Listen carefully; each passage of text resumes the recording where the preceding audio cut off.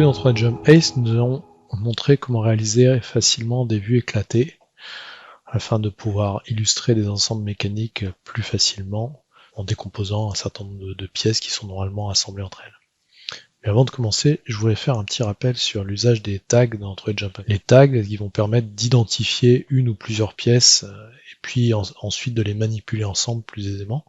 Ça va être particulièrement pratique quand on a des illustrations à faire et qu'on a un ensemble d'objets qu'on veut déplacer par exemple tous ensemble. Alors on va pouvoir sélectionner graphiquement une pièce, on va pouvoir sélectionner graphiquement plusieurs pièces en maintenant la touche CTRL appuyée, de cette manière-ci. C'est assez simple, néanmoins si on veut éviter de reproduire cette manipulation à chaque fois qu'on manipule ces 8 écrous ensemble, ben dans la fiche d'information, je vais pouvoir rajouter un tag, le nommer,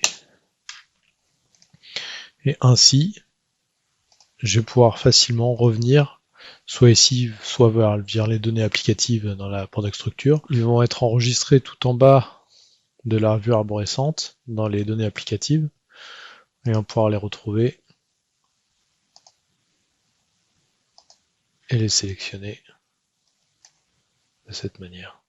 Ensuite, si je veux pouvoir déplacer, donc pour pouvoir créer une vue éclatée, pour pouvoir montrer par exemple sur une vue de dessus mes boulons qui sont dessous, bah une fois que j'ai sélectionné mes boulons, je suis en mode transformation automatique. On me propose de translater ces boulons vers le bas, ce que je peux faire comme ceci pour faire apparaître les boulons.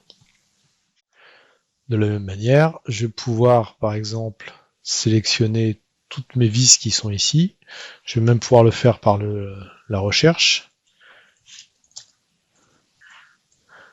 Donc voilà, là il va me trouver les vis que je lui ai demandé, et il suffit que je les sélectionne toutes d'un coup. Alors soit je les manipule directement comme ça, soit de la même manière. Je vais pouvoir créer un tag, comme ça je vais pouvoir les remanipuler plus tard plus facilement. Et de la même manière, si j'utilise ma transformation, par défaut je suis en repère automatique, il me propose d'enlever les vis dans le sens le plus approprié par rapport aux contraintes mécaniques qui sont autour de ces pièces. Je vais pouvoir les enlever d'un seul coup et ainsi montrer ces pièces sorties de leur ensemble. Je vais pouvoir agir ainsi de cette manière-là, très facilement, toujours avec le mode auto, pour pouvoir séparer et ainsi illustrer les différentes pièces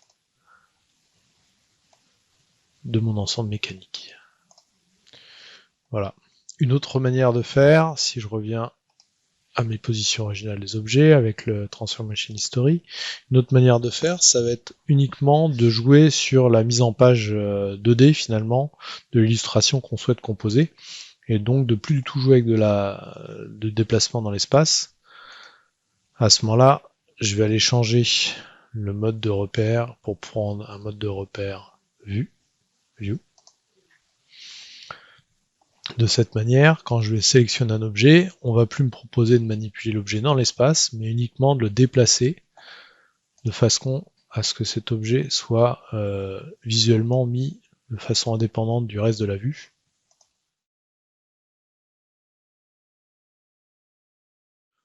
Donc voilà, ça c'est une autre manière de pouvoir gérer rapidement une vue éclatée. On va plus du tout jouer sur la 3D, mais comme l'objectif c'est de créer une illustration, on va positionner dans la vue 2D les pièces afin de pouvoir les voir et qu'elles prennent tout l'espace disponible.